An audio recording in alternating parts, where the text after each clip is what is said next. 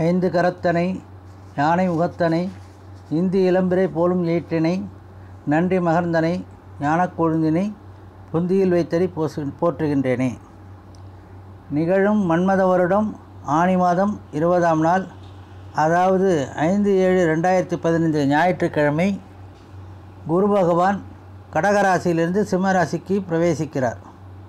அந்த குரு பகவானானவர் கடகராசியிலிருந்து சிம்மராசிக்கு பிரவேசிக்கும் காலம் கும்பராசி நேயர்களுக்கு என்ன நன்மைகள் செய்யப் போகிறார் என்பதை தற்போது பார்க்க இருக்கிறோம்.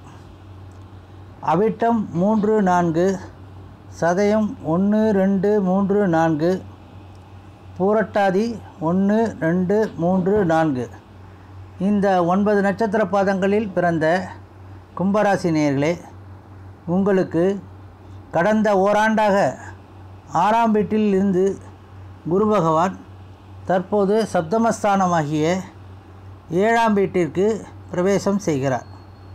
கடந்த ஓராண்டாக உங்களுக்கு கடன் தொல்லைகள், உடன் ரீதியாக பிரச்சனைகள், வழக்குகளில் கடுமை, வேலையில் பிரச்சனை என அவரவர் பிரச்சனைக்கேற்ப குரு பகவான் மூலம் பிரச்சனைகளை சந்தித்து அனுபவித்து வந்த உங்களுக்கு தற்போது 7ஆம் இடமான சப்தமஸ்தானத்தில் வரும் காலம் பரவாயில்லை என்றே கூறலாம். 7ஆம் இடம் என்பது கணவனாக இருந்தால் மனைவி, மனைவியாக இருந்தால் கணவன், நண்பர்கள், உறவினர்கள், பங்குதாரர் அதாவது பார்ட்னர்ஸ், இந்த இடங்களை குறிக்கக்கூடியது 7ஆம் இடம். ஆக குரு அமரம் இடமான 7ஆம் வீடு என்பதால் இதில் ஏதேனும் ஒன்றை பாதிப்படைய செய்வார். அப்போ எல்லாமே பாதிப்புக்கு உள்ளாகும்னு சொல்ல முடியாது. இதில் ஏதாவது ஒன்று மட்டும் நிச்சயமாக பாதிப்படையும்.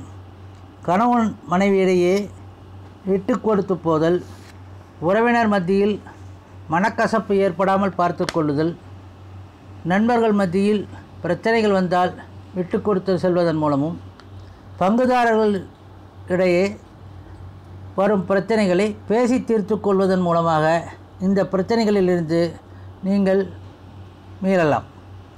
7ஆம் வீட்டில் வரும் குரு இதில் ஏதாவது ஒன்றை மட்டுமே பாதிப்படைய செய்வார் என்பது உறுதியானது. எல்லாவற்றையும் பாதிக்க மாட்டார். இதில் ஏதாவது ஒன்று தான் உங்களுக்கு அஃபெக்ட் ஆகும். இதில் எது அஃபெக்ட் ஆகிருக்குங்கிறத பார்த்துட்டு பாக்கி இருக்கிறது உங்களுக்கு பெனிஃபிட்டபுளாக தான் இருக்கும். ஏதாவது ஒன்று தான் அஃபெக்ட் ஆகுங்கிறது உண்மை.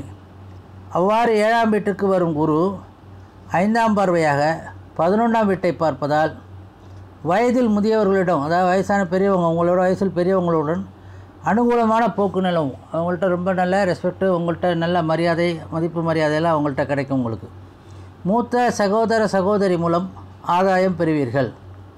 நீங்கள் மனதில் எண்ணியதை தீர்க்கமாக முடிக்க இயலும். என்ன நீங்கள் நினச்சிட்டு இப்போ செயல்படுத்தணும்னு ஏதாவது ஒரு இது நினச்சி ஃபிக்ஸ் பண்ணி வச்சுருந்தீங்கன்னா அதை இந்த காலகட்டங்களில் செயல்படுத்தினா அது நல்ல விதமாக முடியும் என்பதில் மாற்று கருத்து இல்லை. புதிதாக ஏதேனும் தொழில் தொடங்க நினைப்பவர்கள் இந்த காலகட்டத்தை பயன்படுத்தி கொள்ளலாம். இந்த புதுசாக பிஸ்னஸ் சொல்லணும்னு ஸ்டார்ட் பண்ணணும்னு நினைக்கிறவங்க இப்போ இந்த காலகட்டத்தில் தொடங்கினோம்னா அந்த வியாபாரமானது லாபகரமாக இருக்கும். வியாபாரத்தில் உள்ளவர்களுக்கு, முன்னாடியே பிஸ்னஸ் பண்ணிகிட்டு இருக்கிறவங்களுக்கு நல்ல வருமானம் கிட்டும். வேலை பதவி உயர்வு எதிர்பார்த்து காத்திருப்பவர்களுக்கு பதவி உயர்வு பெறும். ஏதாவது ப்ரமோஷன்ஸ் வரணும்னு யாராவது ஆஃபீஸில் இதை போல் ப்ரமோஷன்ஸ் வரணும்னு எதிர்பார்த்துட்டு இருந்தீங்கன்னா அவங்களுக்கெல்லாம் இந்த காலகட்டங்களில் ப்ரமோஷன்ஸ் கிடைக்கிறதுக்கு சான்ஸ் இருக்குது அப்படிங்கிறாங்க. அதே போல் 7இல் வரும் குரு 7ஆம் பார்வையாக 1ஆம் வீட்டை பார்க்கறதுனால ஹெல்த் வைஸ் உங்களுக்கு ஏதாவது ப்ராப்ளம், சின்ன சின்ன டிஸ்டர்பன்ஸ் ஏதாவது இருந்துகிட்டே இருந்ததுன்னா அந்த தொந்தரவுலேருந்து ரிலீஸ் ஆகி மைண்ட் ரிலாக்ஸ் ஆகி ஹெல்த் வைஸும் நீங்கள் ரிலீஸ் ஆகிறதுக்கு ஒரு நல்ல வாய்ப்பாக இது அமையும்.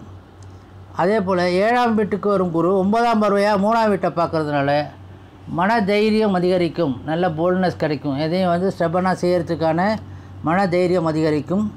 திருமண வாய்ப்புகள் கூடி வரும்.